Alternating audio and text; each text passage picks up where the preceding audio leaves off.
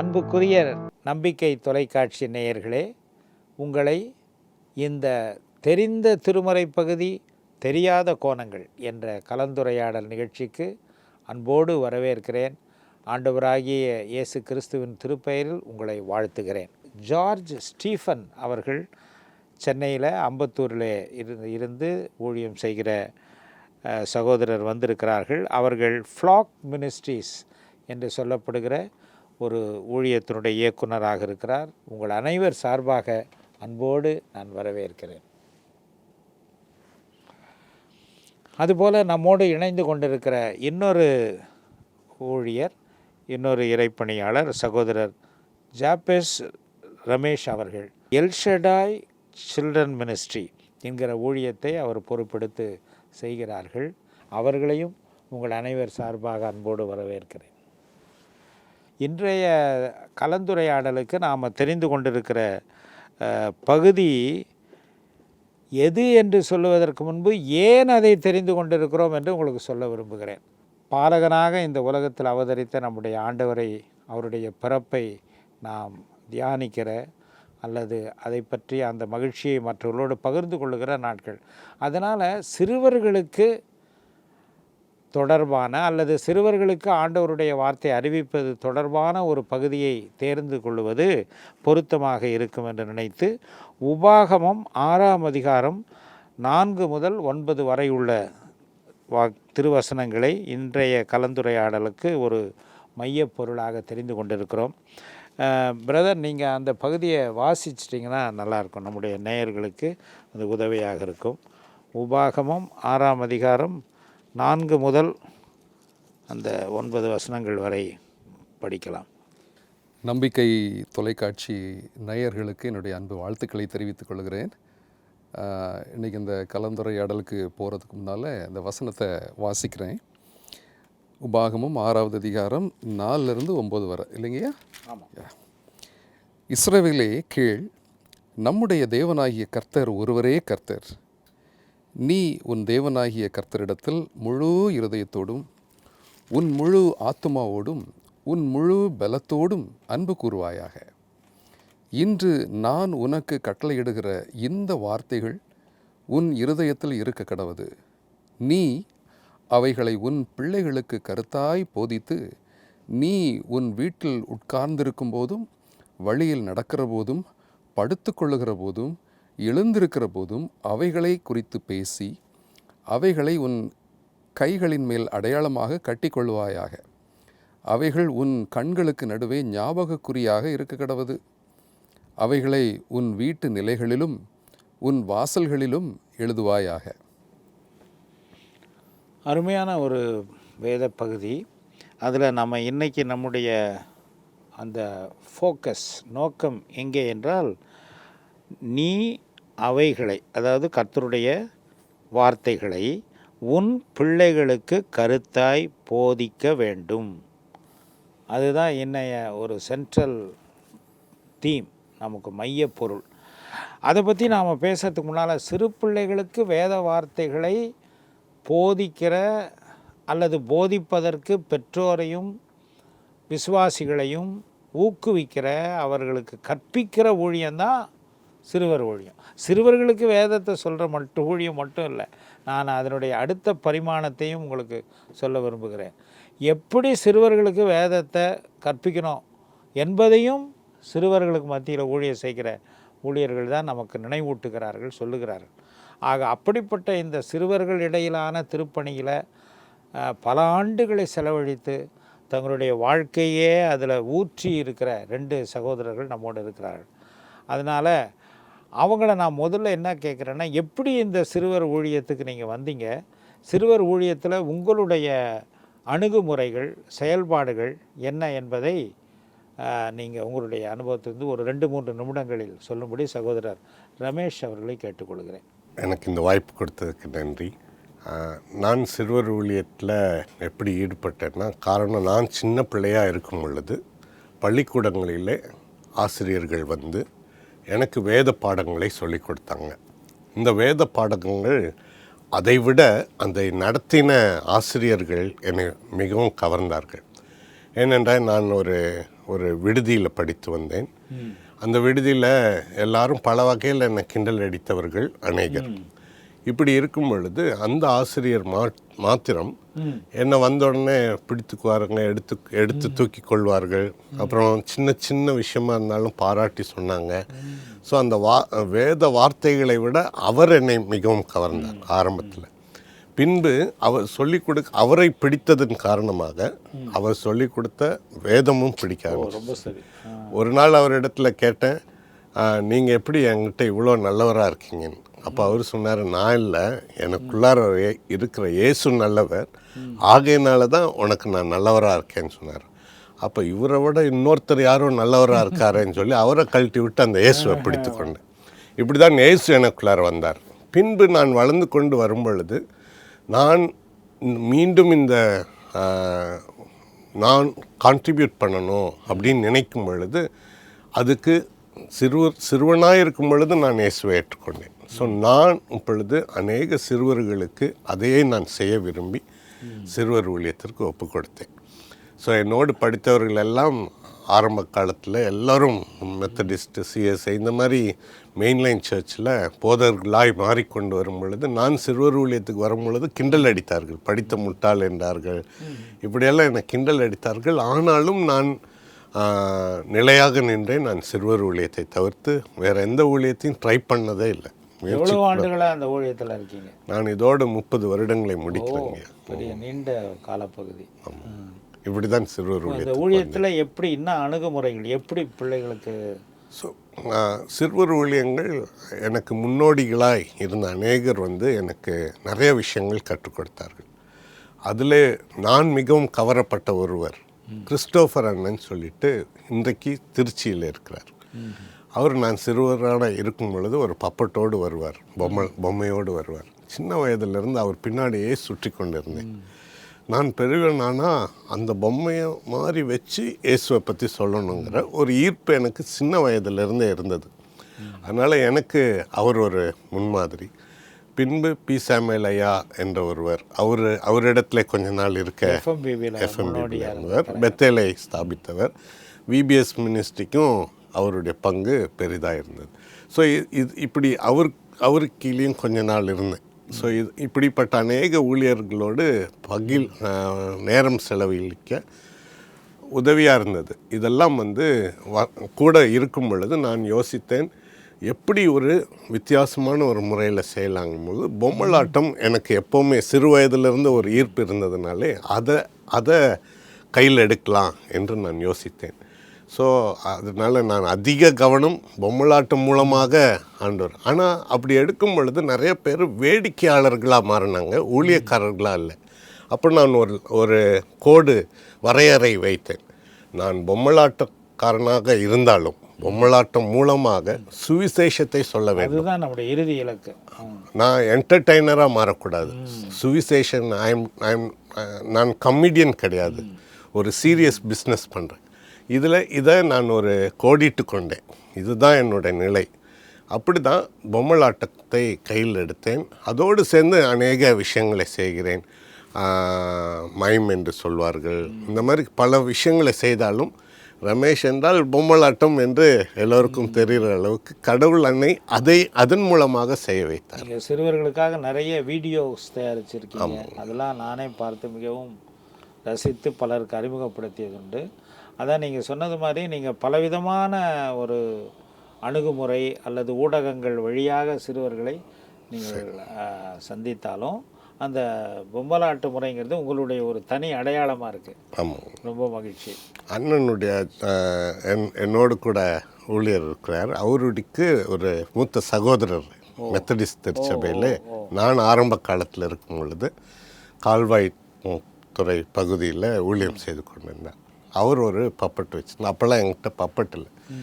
அப்போ அந்த அண்ணன் அவர் என் கையில் இருக்கிற பப்பட்டை என் கையில் கொடுத்தெல்லாம் உற்சாகப்படுத்தி இருக்கிறார்.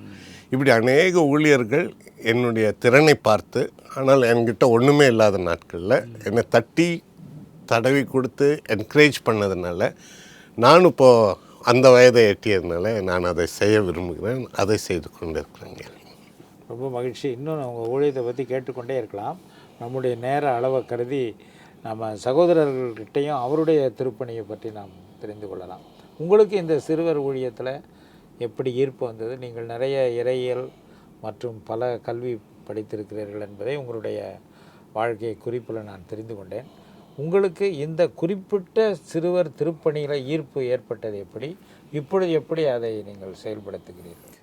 நல்ல கேள்வி கேட்டீங்கய்யா. உங்களுக்கு நான் நன்றி சொல்கிறேன். சகோதரன் ரமேஷ் அவங்க சொன்னது போல் சிறுவர் ஊழியன் சிறு வயதிலேயே உருவாகிறான். என்னுடைய 9வது வயதில் நான் ஆண்டவரை அறிந்து கொண்டேன். குறிப்பாக எனக்கு அப்பா கிடையாது. அன்புக்காக இயங்கின அந்த நேரத்தில் நான் கலந்து கொண்ட சில சிறுவர் கூட்டங்களில் அந்த ஊழியர்களுடைய அன்பை நான் தெரிஞ்சுக்கிட்டேன். 9 வயதில் அந்த அன்புக்காக நான் ஆண்டவருக்கு என்னை ஒப்பு கொடுத்தேன். அதே போல் என்னுடைய 10வது வயதில் ஊழியத்திற்கான அழைப்பு வந்தபோது உடனே ஏற்றுக்கிட்டேன். வாழ்ந்தால் சிறுவர் ஊழியம் செய்யணும் அப்படிங்கிற ஒரு எண்ணம் தான் எனக்கு இருந்துச்சு. ஆண்டவருடைய கிருபையில் அவருடைய அன்பிலேயே அந்த ஐக்கியத்திலேயே நான் வளர்ந்தேன். சபை ஐக்கியத்தில் ரொம்ப சிறப்பாக பங்கு பெற முடிஞ்சுது. பின்பு நான் வளர்ந்த பிறகு கல்லூரி நாட்கள்லாம் முடித்த பிறகு சினிமா துறையில் சவுண்ட் இன்ஜினியராக வேலை செய்ய எனக்கு வாய்ப்புகள் கிடச்சிது. அதில் சில மாதங்கள் நான் வேலை செஞ்சேன். அதுக்கு பிறகு நான் முடிவு பண்ணேன் என்னுடைய வாழ்க்கை ஊழியத்துக்கு தான் அப்படின்னு. அதுலேயும் குறிப்பாக சிறுவர் ஊழியத்துக்குங்கிறத முடிவு பண்ணேன். அதுக்கு காரணம் என்னென்னா, இப்போ வாசித்த வேத பகுதி அவைகளை உன் பிள்ளைகளுக்கு கருத்தாய் போதிப்பாயாக, அந்த வார்த்தையை வச்சு ஆண்டவர் பேசினதுனால அதுக்கே நான் ஒப்பு கொடுத்துட்டேன். இப்போ நான் செய்யக்கூடிய ஊழியம் கூட, அதாவது ஃப்ளாக் மினிஸ்ட்ரி, எங்களுடைய முக்கியமான நோக்கம் என்ன அப்படின்னா, இது குழந்தைங்களுக்கு போதிக்கணும். we must teach the children. நிறைய நிகழ்ச்சிகள்லாம் இருக்குது, நிறைய ப்ரோக்ராம்ஸ் எல்லாம் இருக்குது. இதில் நம்ம பிள்ளைகளுக்கு போதிக்கணுங்கிறத நான் மையப்படுத்தி ஆண்டவர் பேசினதுனால அதையே ஒரு மிகப்பெரிய பொறுப்பாக நான் எடுத்துக்கிட்டேன். அதற்குரிய புத்தகங்களை எழுதுறது, அதுக்குரிய பாடல்களை எழுதுறது, அதற்குரிய நிகழ்ச்சிகள் நடத்துறது, இந்தியா ஃபுல்லாக, இந்தியா விட்டு வெளியே ஆண்டவருடைய கிருபையில் நிறைய பேர் படிக்கிறாங்க. they should learn. வேதத்தை அவங்க படிக்கணும். அவங்க கர்த்தரை கிரமமாக கற்றுக்கொள்ளணும். அதை நான் என்னுடைய ஊழியமாக நான் செஞ்சுக்கிட்டு இருக்கேன். என்னோட கூட என்னுடைய குடும்பம் இருக்கிறாங்க, ஒரு பெரிய குழு இருக்கிறாங்க, எல்லாருமா சேர்ந்து அதை நாங்கள் செய்கிறோம். மகிழ்ச்சி. ரொம்ப அழகாக சொன்னீங்க. எப்படி நீங்கள் சிறுவர் ஊழியத்தில் நீங்கள் ஈர்க்கப்பட்டீர்கள், அதை நீங்கள் இன்றைக்கு எப்படி செயல்படுத்துகிறீங்கன்னு இதெல்லாம் விரிவாக நம்ம பேச இப்போ நமக்கு நேரம் இல்லைன்னாலும் சுருக்கமாக உங்களை அறிமுகப்படுத்தி கொண்டது மகிழ்ச்சி. இப்போ நம்ம இந்த வேத பகுதி உபாகமம் 6:4 முதல் 9 வசனங்களில் நான் ஒரு அறிமுக குறிப்பாக வேத பண்டிதர்கள் அந்த பகுதியில் சொல்கிற ஓரிரு குறிப்புகளை மட்டும் சொல்லி உங்களுடைய கருத்துக்களை நான் பெற்றுக்கொள்ள விரும்புகிறேன்.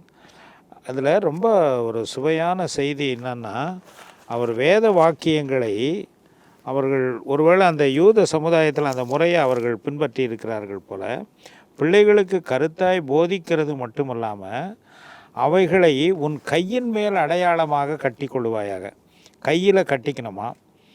அதுக்கப்புறம் அவைகள் உன் கண்களுக்கு நடுவே ஞாபகக்குறியாக இருக்க வேண்டும் என்று சொல்லுகிறார்.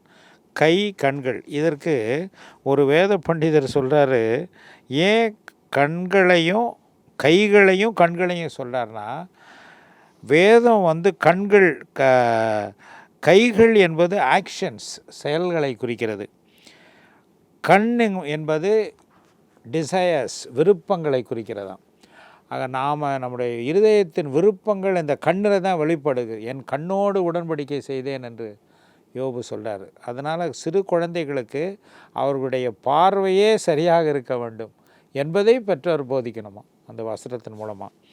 அப்புறம் அவர்கள் செயல்படுகிற கிரியைகள், செயல்கள், அது எப்போவும் அவர்கள் ஆண்டவருக்காக வேத வார்த்தையின்படி நடக்க வேண்டும் என்பதற்காக கையில் இருக்க வேண்டும் என்று சொல்லுகிறார்கள். அதுக்கப்புறம் வருகிற பகுதி வீட்டு நிலைகளிலும் வாசல்களிலும் எழுதுவாயாக, அது இன்றைக்கி நாம் பண்ணுறோம். ஆனால் கையில் கட்டிக்கிற பழக்கம், அதை கண்ணுக்கு முன்னால் வைக்கிற பழக்கம் இன்றைய சமுதாயத்தில் இருப்பது போல் தெரியவில்லை. எனக்கு தெரிஞ்ச ஒரு ஆயர் சொன்னார், அவங்களுடைய அங்கிக்கு உள்ள வேத சுருள்களை வைத்து கொண்டிருப்பார்களாம், அதை எடுத்து படிப்பாங்களாம். ஆக இப்படி யூத சமுதாயத்தில் அவர்கள் அதை செய்தார்கள். ஷேமா என்பது இந்த பகுதிக்கு இன்னொரு பேர். அதை தினந்தோறும் இந்த பகுதியை பெற்றோர் பிள்ளைகளுக்கு இதை படித்து காட்ட வேண்டும். என்று ஒரு பண்டிதர் சொல்லுகிறார். அது இதே பகுதி போன்றது உபாகமத்திலே 11ஆம் அதிகாரம் 13 முதல் 21 வசனம், எண்ணாகமும் 15ஆம் அதிகாரம் 37 முதல் 41 வசனத்திலும் இதே கருத்துக்கள் எதிரொலிக்கிறது. இந்த பகுதியை தினம் பெற்றோர்கள் பிள்ளைகளுக்கு படிக்க வேண்டும் என்று ஒரு பழக்கம் இருந்ததாக சொல்லுகிறார்கள். அப்படிப்பட்ட ஒரு சூழல். இப்போ நான் உங்களை கேட்குற கேள்வி, யூத சமுதாயத்தில் அவங்க இப்படிப்பட்ட நடைமுறைகளை வைத்திருந்தார்கள். இன்றைக்கு உலகம் மாறிவிட்டது, தொழில்நுட்பம் பெருகிவிட்டது, கணினி வந்து விட்டது, இப்போ அண்மை காலத்தில் செயற்கை நுண்ணறிவு வந்து விட்டது. இப்படிப்பட்ட ஒரு புதிய யுகத்தில் நாம் எப்படி பிள்ளைகளுக்கு இந்த வேத வாக்கியங்களை சொல்லுவது, அவர்களுக்கு எப்பொழுதும் நினைப்பூட்டுவது, இது பற்றி உங்களுடைய கருத்து என்ன ரமேஷ்? நீங்கள் சொன்னீங்கன்னா நல்லாயிருக்கும். நான் எப்படி பார்க்குறேங்கன்னா, இந்த பகுதிகள் எழுதப்படும் பொழுது இன்றைக்கி நமக்கு இருக்கிற சண்டே ஸ்கூல் இல்லை, நமக்கு இருக்கிற சர்ச் கிடையாது. இந்த பகுதி எழுதப்படும் பொழுது சர்ச் கிடையாது, போதகர் கிடையாது, சண்டே ஸ்கூல் கிடையாது. இன்றைக்கி நம்ம பிள்ளைகளுக்கு கிடைக்கிற எந்த பொருளும் எதுவுமே கிடையாது. ஈவன் நம்ம கையில் இருக்கிற பைபிள் கிடையாது, சர்ச் கிடையாது, பைபிள் ஸ்டடி எதுவுமே கிடையாது. அப்படிப்பட்ட ஒரு சூழலில் எழுதப்பட்டது இது. அப்போ நான் கொஞ்சம் யோசித்து பார்க்கும் பொழுது, எப்படி இவங்க அவங்களுடைய பிள்ளைகளுக்கு சொல்லி கொடுத்துருப்பாங்க, அந்த விசுவாசம் எப்படி அவங்களுக்கு வந்திருக்கும். ஒருவேளை அவங்க அந்த வேத வாக்கியங்களை அந்த தோர் சுருள்களில் எழுதி அந்த ஓலை மாதிரி வச்சுருந்தாங்களா, அதை தான் கொடுத்தாங்களா? அதான் ஒரு உதாரணங்க. இது எப்படி நடைமுறைக்கு வந்ததுன்னு பார்க்குறதுக்கு, ஷாத்ராக் மேஷக் ஆபத்நேகோ உடைய வாலிப பருவத்தில் அவங்கள இன்னொரு இடத்துக்கு எடுத்துகிட்டு போயிட்டாங்க. எடுத்துகிட்டு போகும்பொழுது அவங்க விசுவாசத்தில் நிலைச்சு நின்னாங்க அப்படின்னு இருக்குது. அப்படின்னா இவங்களுக்கு இந்த பைபிள் இல்லாத காலம், சண்டே ஸ்கூல் இல்லாத காலம், சர்ச் இல்லாத காலம், போதகர் இல்லாத காலத்தில் இந்த வாலிப பிள்ளைகளுக்கு எப்படி இந்த விசுவாசம் வந்திருக்கும் அப்படின்னு ஒரு கேள்வி நம்ம எழுப்பினோம்னா, இன்றைக்கி நம்ம பிள்ளைகளுக்கு நாம் சொல்லிக் கொடுக்குறோம் பார்த்திங்களா, இந்த பகுதி எடுத்து மனப்பாடம் பண்ணு, இதை சண்டே ஸ்கூலில் நீ மனப்பாட வசனமாக சொல்லு, இதை பண்ணு அப்படின்னு சொல்லி கொடுக்கல. இந்த மாதிரி பிள்ளைகள் என்ன பண்ணாங்கன்னா, அவங்க ஒருவேளை அவங்க அப்பா கிட்ட போயிட்டு, அப்பா நீங்கள் எப்படிப்பா நடக்கிறீங்க அப்படிங்கிற ஒரு அடிப்படை கேள்விகளை கேட்டிருந்தா அவங்க சொல்லுவாங்க, நானாப்பா நடக்கிறேன், தேவன் நடக்க வைக்கிறார், போயிருப்பேன். அப்பா எப்படிப்பா நம்மளுக்கு சாப்பாடு கிடைக்குது, இந்த மாதிரியான அடிப்படை எந்த கேள்வி கேட்டாலுமே அந்த பெற்றோர்கள் சொல்லியிருப்பாங்க, தேவன் தான் நம்மளுக்கு கொடுக்குறாரு. அந்த மாதிரியான பேசிக்கான விசுவாசம் பெற்றோர்களாக, இந்த காலத்தில் இருக்கிற பெற்றோர்களாக நமக்கு சொல்ல முடியல. நான் அதுக்கு என்ன காரணம், என்னை வச்சே நான் கேட்டு பார்த்துருக்கேன். கேட்டு பார்த்தா நான் ஒரு கேள்வி, இந்த மாதிரி நம்மளுக்கு எப்படி மழை வருது அப்படின்னு இன்றைக்கி நம்ம வயசானவங்களை கேட்டால் கூட சயின்ஸ் தான் பேசுவாங்க, இது நீராவி ஆகுது, இப்படி சுற்றி வருவாங்க. ஆனால் அவங்களால மழை வர வைக்க முடியாது. என்ன வித்தியாசம்னா, ஏன் இவங்கள்ட்ட கடவுள் தான் மழையை கொடுக்குறாருன்னு சொல்ல மாட்டாங்க, அதுக்கு சயின்ஸ் பேசுவாங்க. பேசிக்காக ஒரு ப்ராப்ளம் என்னென்னா, அந்த காலத்தில் இருந்தவங்களுக்கு மூளை இருந்துச்சுன்னே அவங்களுக்கு தெரியாது.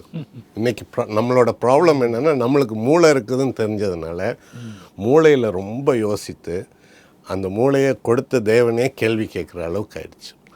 ஸோ இது அடிப்படை, என்ன தான் நம்ம சயின்ஸு, என்ன தான் ஏஐ, என்ன தான் டெக்னாலஜி என்ன தான் வளர்ந்தாலும் நம்ம ஒரு காரியம் நம்ம புரிந்து கொள்ள வேண்டும், எல்லாவற்றையும் செய்கிற தேவன் இல்லைன்னா நம்மளால் எதுவும் இல்லை அப்படிங்கிறத நாம், அதாவது பெற்றோர்களாகிய நம்ம பிள்ளைகளுக்கு அந்த காலத்து பெற்றோர்கள் செய்தது போல் நம்ம சொல்கிறதில்ல.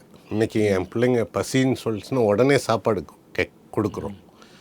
அந்த சாப்பாடு ஜெபம் பண்ணுப்பா தேவன் கொடுக்குறாருன்னு சொல்கிறதுக்கு வெக்கப்படுறோம் நம்ம. அது என்னடா பெற்றோர் என்ன ஆகுது, ஆனால் நம்மளுக்கு சொன்னாங்க ஜெபம் பண்ணால் தான் சாப்பாடு ஒரு இது அப்படிங்கிறதெல்லாம். இன்றைக்கி நம்ம பிள்ளைகளுக்கு சாப்பாட்டுக்கு போய் ஏன் ஜெபம் பண்ணுங்கிற ஒரு கேள்வி இருக்குது, ஏன்னா அது அளவு மிஞ்சி கிடைக்குது. ஸோ இதுக்கு நான் நினைக்கிறேன், என்ன சயின்ஸ் மாறினாலும் என்ன இது மாறினாலும், இப்போ சொல்கிறோம் நம்ம எவ்வளோ மீடியா இருக்குது என்னென்னமோ, அன்றைக்கி ஒன்றுமே இல்லை. ஆனால் அவங்க விசுவாசத்தில் நம்மளை விட தேறினவர்களாக இருந்தாங்க. இதை நம்மளால் கண்டிப்பாக இன்றைக்கும் நம்மளால் செய்ய முடியும் அப்படிங்கிற அந்த அடிப்படை விசுவாசமே நிறையா விஷயங்களை மாற்றுங்கிறது நான் நினைக்கிறேங்க.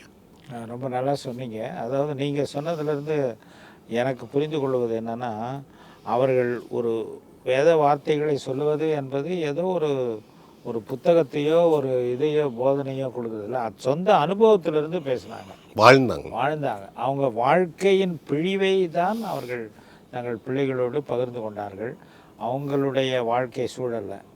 இன்னும் வேறு வகையாக சொன்னோன்னா, இன்றைக்கி பெற்றோர்கள் வந்து அவங்களுக்கு நம்முடைய அறிவை கொடுக்கணுன்னு தான் முயற்சி பண்ணுறோம். ஆனால் அவங்களுடைய அனுபவத்தை கொடுத்தாங்க, அவங்களுடைய வாழ்க்கையை கொடுத்தாங்க. அதை நம்ம கவனிக்க வேண்டியிருக்கு. நீங்கள் பிரதர், இந்த கருத்தை குறித்து நீங்கள் என்ன சொல்கிறீங்க? அன்றைய சமுதாயத்தை விட்டு மாறுபட்ட இன்றைய சூழலில் நாம் எப்படி அறிவிப்பது? ஒருவேளை அதில் அனுபவத்தை சொன்னாலும் அதில் வந்து வீட்டு வாசலிலும் நிலைகளிலும் அதை எழுதுவாயாகன்னு சொல்லும்போது ஒருவேளை அவங்க தோர் சுருள்கள் அதை வச்சுருந்தாங்களே, அதை வைத்து அவர்கள் ஏதாவது பயன்படுத்தி இருக்க வேண்டும். நீங்கள் இதை குறித்து எப்படி பார்க்குறீங்க? ஐயா, நான் இதில் ஒரு 3 விஷயத்தை நான் சொல்ல விரும்புகிறேன். ஒன்று, இந்த வேத எழுத்தில் சொல்லப்பட்ட விஷயம். 2வது, அந்த யூதர்கள் செஞ்ச விஷயம். 3வது, இன்றைக்கி நம்ம செய்ய வேண்டிய விஷயம். இந்த 3 குறிப்பை நான் சொல்ல விரும்புகிறேன். ஒன்று, இந்த வேத எழுத்து. இதில் என்ன சொல்லுவாங்கன்னா, இந்த டோரா அப்படின்னா பஞ்சாகமம் இல்லையா? ஆதியாகமம், யாத்திராகமம், லேவியராகமம், எண்ணாகமம். இது சட்ட புத்தகம், அவங்க ஃபாலோ பண்ணணும். இந்த சட்ட புத்தகத்தில் த மோஸ்ட் இம்பார்ட்டன்ட் பார்ட் அப்படின்னு ஒன்று உண்டு. அதை வந்து பைபாஸ் பண்ணவே முடியாது. அதை தான் ஷம்மா அப்படிங்கிறாங்க. ஷம்மானா இதுதான் அந்த பகுதி, இதை தான் ஷம்மா அப்படிங்கிறாங்க. நீங்கள் பைபாஸ் பண்ணவே முடியாது, இதை கம்பல்சரி நீங்கள் செஞ்சு தான் ஆகணும். இது டோரா அளவில் ஒரு முக்கியமான ஒரு பகுதி. அடுத்தது, இது யாருக்கு சொல்லப்பட்டதுன்னா பெற்றோருக்கு சொல்லப்பட்டிருக்கு. சகோதரன் ரமேஷ் சொன்னது போல் ஆசிரியர்கள், பாஸ்டர்ஸ் அவங்களுக்குலாம் இல்லை, பெற்றோருக்கு சொல்லப்பட்ட வேலை. பெற்றோர் இதை செய்யணும், பெற்றோருக்கு சொல்லப்பட்ட விஷயம். அடுத்தது இதில் நீங்கள் பார்த்தீங்க அப்படின்னா, உன் வீட்டில் உட்கார்ந்திருக்கும் பொழுதும், வழியில் நடக்கிற பொழுதும், படுத்து கொள்ளுகிற பொழுதும் திரும்ப திரும்ப பேசிக்கிட்டே இரு அப்படிங்கிறாங்க.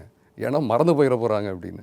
என் ஆத்மாவே கர்த்தரை ஸ்தோத்திரி, அவர் செய்த சகல உபகாரங்களையும் மறவாதே. மறந்து போயிட போகிறாங்க, பேசிக்கிட்டே இரு. This is call a divine injection. கொடுத்துக்கிட்டே இருக்கணும், பேசிக்கிட்டே இருக்கணும், பிள்ளைங்க மறந்துடுவாங்க. அதனால் பேசிக்கிட்டே இரு அப்படின்னு சொல்லி கர்த்தர் கட்டளை கொடுத்துருக்கிறாரு. அதை விட ஒரு முக்கியமான விஷயம் சொல்கிறேன். ஆண்டவர் கொடுத்த முதல் ஊழியம், பிள்ளைகளுக்கு டீச் யுவர் சில்ட்ரன். சரிங்களா? இதுதான் இந்த வேத பகுதியை பற்றி நான் சொல்ல வேண்டிய ஒரு ஷார்ட்டான ஒரு விஷயம். அடுத்தது, யூதர்கள் அதை என்ன பண்ணாங்க? யூதர்கள் இதை ரொம்ப லிட்ரலாக எடுத்துக்கிட்டு டெஃப்லின் அப்படின்ற ஒரு விஷயம். டெஃப்லின்னா என்ன அப்படின்னா, இந்த கண்களுக்கு இடையிலே கட்டி கொள்ளுவாயாக ஒரு சின்னதாக ஒரு பாக்ஸ் மாதிரி நெத்தியில் வச்சு கட்டுவாங்க. ஏன்னா இந்த வசனத்தில் சொல்லியிருக்கு இல்லையா, அவைகளே கட்டி கொள்ளுவாயாகன்னு. கரெக்டாக 2 கண்ணுக்கும் இடையில் அந்த பாக்ஸை வச்சு கட்டுவாங்க. கைகளிலே கரெக்டாக அந்த பாக்ஸை இங்கே வச்சு ஃபுல்லாக கட்டுவாங்க. ஏன்னா அது ஹார்ட்டுக்கு பக்கத்தில் இருக்குது அப்படின்னு.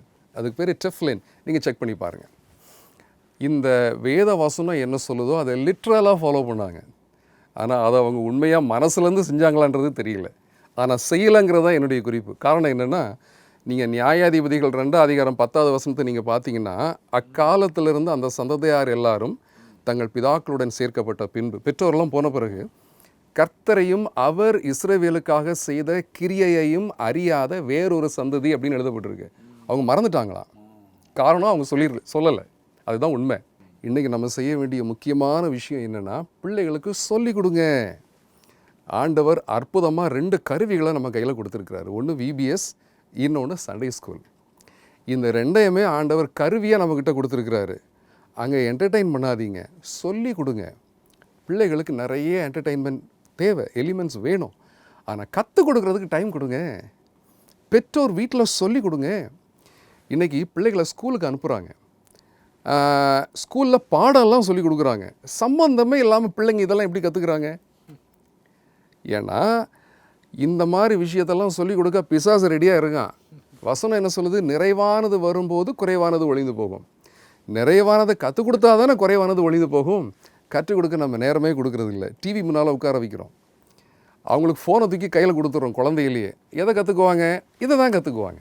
அதனால் திருச்சபையாகட்டும், பெற்றோராகட்டும், இதை ஒரு முக்கியமான பொறுப்பாக எடுத்து பிள்ளைகளுக்கு கிரமமாக கற்றுக் கொடுக்க வேண்டும். இல்லை என்றால் அவங்க நிச்சயமாக கர்த்தரை மறந்துடுவாங்க. இதுதான் என் சத்தியம். பிரதர் வந்து சண்டே ஸ்கூல், VBS இவைகளை பற்றி குறிப்பிட்டார்கள். ஆக ஏற்கனவே நம்ம பெற்றோரை பற்றி பேசுகிறோம். Now the ball is in the court of parents and church என்று நம்ம சுருக்கி சொல்லலாம். ஆக அப்படிப்பட்ட நிலையில் இந்த சிறுவர்களுக்கு கர்த்தரை அறிகிற அறிவை ஊட்டுவதற்கு இன்றைய பெற்றோர்களுக்கு நீங்கள் கொடுக்குற அறிவுரை அல்லது அறைகூவல் என்ன? சுருக்கமாக சொல்ல முடியுமா உங்கள் அனுபவத்திலிருந்து? பள்ளிக்கூடத்துக்கு அனுப்பினா அறிவு பெறுவாங்க பிள்ளைகள், எப்படி சம்பாதிக்கணும்னு கற்றுக்கொள்வாங்க. அதுவே சர்ச்சுக்கு அனுப்பினா எப்படி வாழணும்னு கற்றுக்கொள்வாங்க. இது அடிப்படையாக ஒரு நம்பிக்கையாக பல வருடங்களாக இருந்துச்சு. ஆனால் அது சபைகள் அதை என்ன சொல்லுவார், சபைகள் அது கொஞ்சம் இழக்குது.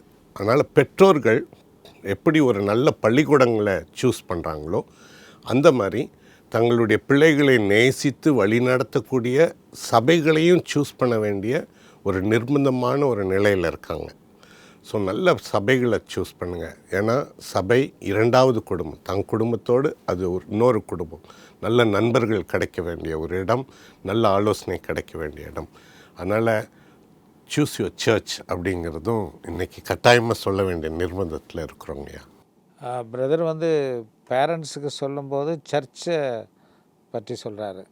சர்ச்சை சூஸ் பண்ணுறதுங்கிறது எந்த சர்ச்சு சிறுவர்களுக்கு அந்த இளம் தலைமுறைக்கும் கர்த்தரை அறிகிற அறிவை கொடுக்கறதுல ஒரு கவனமாக இருக்கிறதோ அதை சூஸ் பண்ணணும் அப்படிங்கிறதானே நீங்கள் சொல்கிறது. ஆக அப்போ சர்ச் இன்றைக்கு தன்னுடைய மேலான தரிசனத்தை இழந்து விட்டதுங்கிற ஆதங்கம் உங்களுடைய பேச்சில் வெளிப்பட்டது. அதை பற்றி சொல்லி இன்றைக்கி சர்ச்சுக்கு நீங்கள் என்ன ஒரு சவால், சேலஞ்சு கொடுப்பீங்க? The intelligence of a nation is equal to the intelligence of its teachers அப்படின்னு எழுதுகிறார். இன்றைக்கி நான் என்ன சொல்லுவேன்னா, the spirituality of a church is equal to the spirituality of its Sunday school teachers. அவங்களுடைய சண்டே ஸ்கூல் டீச்சர்ஸ் எந்த அளவுக்கு வேத அறிவோடு கூட ஆவிக்குரிய பலனோடு கூட இருக்கிறாங்களோ அதுதான் உங்கள் சபையினுடைய ஆவிக்குரிய அளவு. நான் என்ன சொல்கிறேன்னு உங்களுக்கு புரியும்னு நினைக்கிறேன். நான் உங்களுடைய சண்டே ஸ்கூல்ஸை நீங்கள் ஸ்ட்ரெங்தன் பண்ணணும். உங்கள் சண்டே ஸ்கூல்ஸ்க்கு நீங்கள் அதிகமான ஒரு நேரத்தையும் கொடுக்கணும், பணத்தையும் நீங்கள் அதில் செலவழிக்கணும். டீச்சர்ஸ்க்குரிய ஆலோசனைகள் கண்டிப்பாக கொடுக்கப்பட வேண்டும். பிள்ளைகளுக்கு கொஞ்சம் இடம் கொடுங்க. நிறைய பேர் சண்டே ஸ்கூலில் என்ன நினைக்கிறீங்க அப்படின்னா, அது ஒரு டே கேர் சென்டர்னு நினைக்கிறீங்க. அது டே கேர் சென்டர்லாம் கிடையாது. உங்கள் சபையினுடைய எதிர்காலம் அங்கே தான் இருக்குது. சிறுவர் ஊழியர்கள் தான் எதிர்கால சமூகத்தை தீர்மானிக்கிறார்கள். உங்களுடைய சபையினுடைய தலையெழுத்தை உங்களுடைய சண்டே ஸ்கூல் தான் எழுதுகிறது. அது விளையாட்டான இடம்லாம் கிடையாது. குழந்தைங்க ஊழியம் அது கொஞ்சம் விளையாட்டான ஊழியம்னு சொல்லி நிறைய பேர் நினைக்கிறாங்க. அப்படிலாம் கிடையாது. உங்கள் சண்டே ஸ்கூலுக்கும் உங்கள் விபிஎஸ்க்கும் நல்ல ஆவிக்குரிய அனுபவம் உள்ள பாரம் உள்ளவங்களை நீங்கள் டீச்சர்ஸாக மாற்றுங்க. அதுதான் நீங்கள் செய்ய வேண்டிய முக்கியமான ஒரு கடமை. அதே மாதிரி பெற்றோரும் டீச் பண்ணுங்கள். பிள்ளைகளுக்கு நீங்கள் சொல்லிக் கொடுங்க. உங்கள் எதிர்காலமும் இந்த சபையினுடைய எதிர்காலமும் குடும்பத்தின் எதிர்காலமும் சமூகத்தின் எதிர்காலமும் தேசத்தின் எதிர்காலமும். இன்றைக்கு சிறுவர்களுக்கு நாம் கர்த்தரை அறிமுகப்படுத்துவது, கர்த்தரை அறிகிற அறிவில் அவர்களை வளர்ப்பது பற்றி பெற்றோர்களுக்கு முன்னால் என்ன இருக்கிற சவால்கள் என்ன, ஒரு திருச்சபைக்கு முன்னால் இருக்கிற சவால்கள் என்ன என்பதை ரொம்ப தெளிவாக, அதுவும் யூத சமுதாயத்தினுடைய வரலாற்றையும் தங்களுடைய சொந்த ஊழிய அனுபவங்களையும் வைத்து நமக்கு சொல்லியிருக்கிறார்கள். நம்முடைய நேர குறைவினால் நாம் இந்த நிகழ்ச்சியை இந்த அளவில் நிறைவு செய்கிறோம். இந்த நிகழ்ச்சி உங்களுக்கு நிச்சயமாகவே ஆசீர்வாதமாக இருந்திருக்கும் என்று நம்புகிறோம். இது பற்றிய உங்களுடைய கேள்விகளையோ ஆலோசனைகளையோ எங்களோடு பகிர்ந்து கொள்ள விரும்பினால் அந்த திரையில் தெரிகிற அந்த எண்ணில் என்னோடு நீங்கள் தொடர்பு கொள்ளலாம். மீண்டுமாக நம்மோடு நம்முடைய ஸ்டுடியோவுக்கு இந்த சிறுவர்கள் திருப்பணி குறித்த தங்களுடைய ஆழ்ந்த அனுபவங்களையும் கருத்துக்களையும் பகிர்ந்து கொண்ட 2 இறை ஊழியர்களுக்கும் நம்பிக்கை தொலைக்காட்சியின் சார்பாக நான் நன்றி தெரிவிக்கிறேன். நன்றி.